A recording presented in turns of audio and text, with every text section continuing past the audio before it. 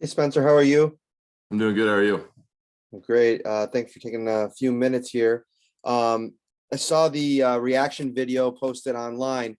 What was that scene like when you got the phone call? And if you could, after describing that, take me inside that call when you were told you were going to be a Buffalo Bill. It was surreal. I've been waiting a long time.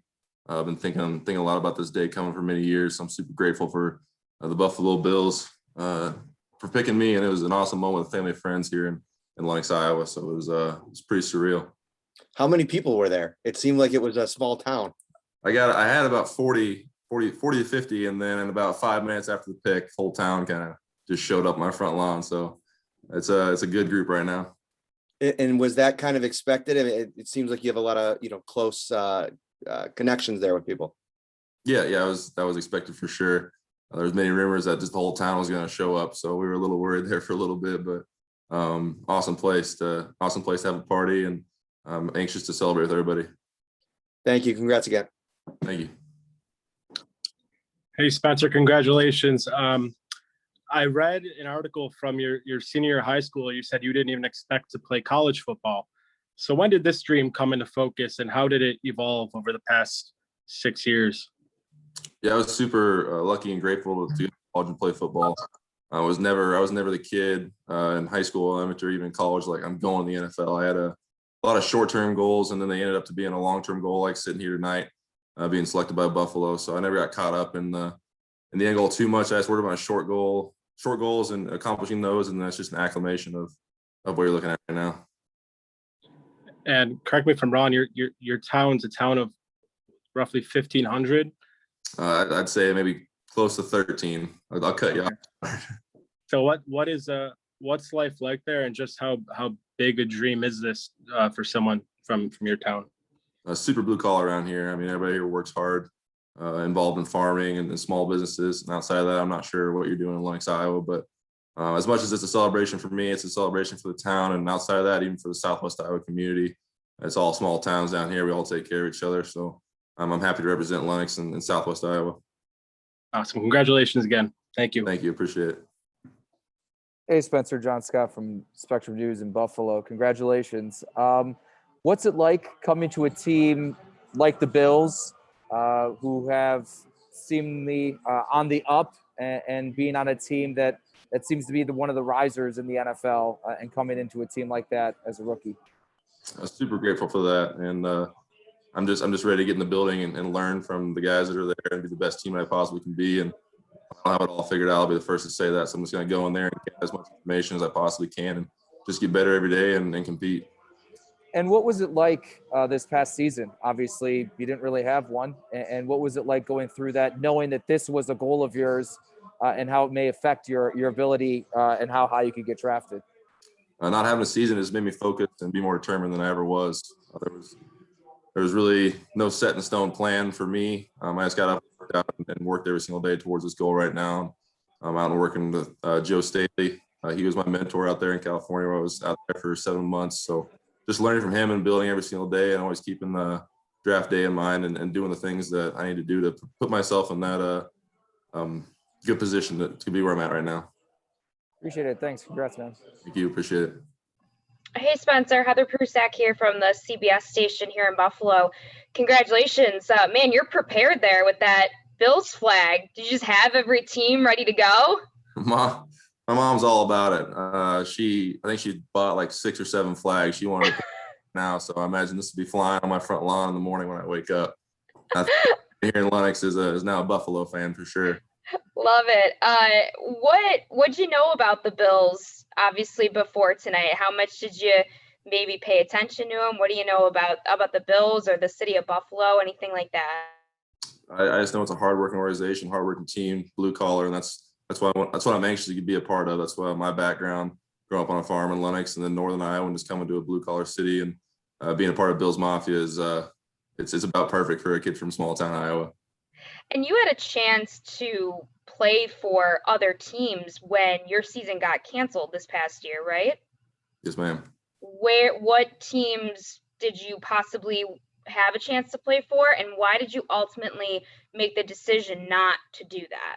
The teams were in the Big Ten and the Big 12 are mainly reaching out to me. My decision was that UNI was the first school I met with Coach Farley, and we had like a 2-hour meet and greet, and then he offered me right before he left. So he saw something that day and bought in, and he was all about it. And then I committed a week later. I didn't see any of the campus. I didn't meet anybody. I just bought in with him, and then just going up there and just growing to the player that I am today. I just felt like it wasn't my choice to go and play for somebody else. I didn't want to turn my back on UNI, and loyalty is a big thing for me. So I didn't want to walk away from the guy that gave me the best shot and my teammates. And I just love UNI too much, and I just didn't want to do that. Gotcha. Congratulations once again. Thank you. Appreciate it. Hi, Spencer. Jay Skursky with the Buffalo News. Congratulations. What did you learn about yourself during the Senior Bowl? I learned that you can't take a break from football for 14 months and expect to show up and do well the first day. Pads were popping the first day and banging the rust off. And then just really the next 3 days, just learning and growing from your past mistakes and just building on top of those days. But I learned that there's a lot of really good players out there that I haven't seen before, and I'm anxious to get back out there and get in the mix of them again. I mean, I love the competition. Dalen Hayes put me around my butt one time and I got back up. I'm like, let's go. That's what I needed, a little kick in the butt and someone to challenge me. So I'm looking forward to going into the Buffalo and getting challenged every day. Did you take some confidence away from that to know that a higher level of competition would be something that you could adjust to? Yeah, for sure. Obviously, there was those big rumors and questions out there. Can you do it? Can you do it? And I went out there and I prepared and I did everything I needed to do. And I think I stated my case pretty well. I can hang with those guys. Thank you. Thank you. Hey, Spencer, Sal Capaccio, WGR Radio here in Buffalo. Congratulations to you. Appreciate it. Thank you. So you're 6'8", 311. I think you're listed. Everybody's marveling at that on Twitter right now. Is that correct, first of all?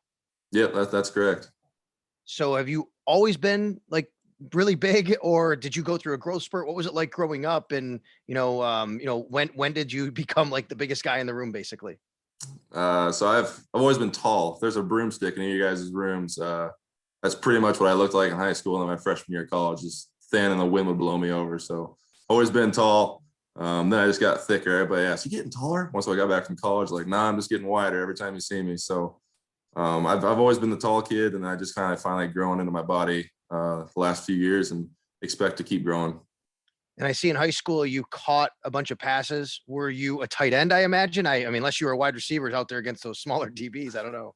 No, I was a tight end. We played 8-man football, so I was a tight end. And also baseball and I think basketball as well. Just a little bit about your background as an athlete overall. So I was big into basketball. I played AAU in the summer.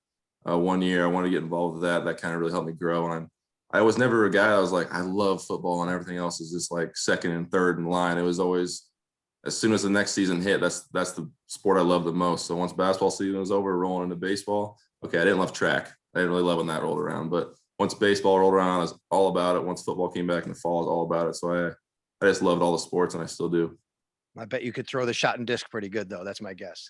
I couldn't get the spin down. It wasn't my deal. I just kind of stepped and grunted and threw it as hard as I could, and then I just walked back and ate a super nacho or something and just watched people run.